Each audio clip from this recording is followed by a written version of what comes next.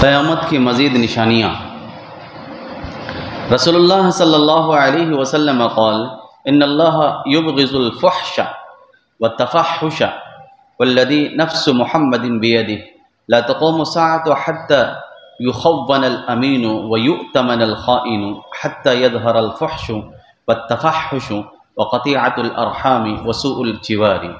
مسند احمد۔ رسول اللہ صلی اللہ علیہ وسلم نے فرمایا اللہ تبارک و تعالی بے حیائی کی باتیں کرنے اور انہیں پھیلانے سے سخت نفرت کرتا ہے۔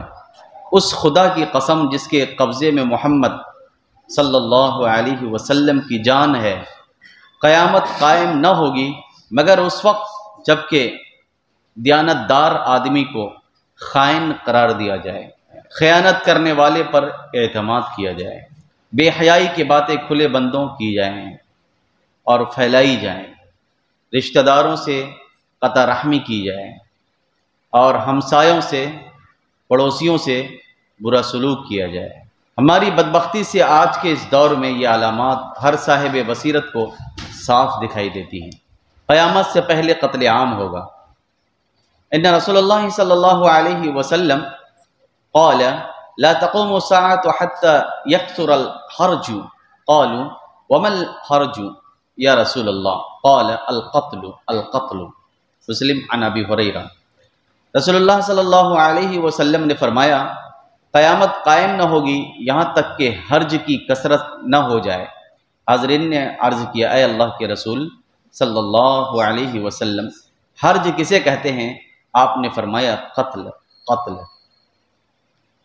اس حدیث میں غالباً ہمارے اس الحاد و مادیت کے پرفتن دور کی طرف اشارہ ہے جس میں انسانی جان کا ذرہ بھر احترام باقی نہ رہا۔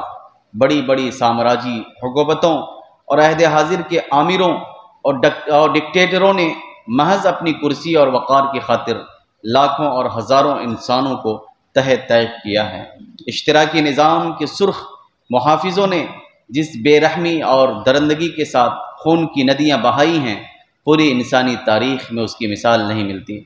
مغربی لیڈروں اور سرخ ڈاکوؤں کے رحم و کرم پر جینے والے ایشیائی حکمرانوں نے اپنے اپنے ملکوں اور خود اپنی قوموں کے ساتھ جو حسن سلوک کیا ہے اس نے انسانیت کی عزت و آبرو خاک میں ملا دی ہے۔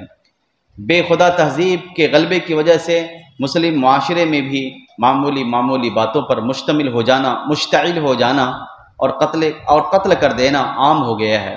یہ سب اس بات کی علامت ہے کہ دنیا کا نظام اپنی عمر کے آخری دور میں ہے اور قیامت کا نظام بہت جلد نمودار ہونے والا ہے۔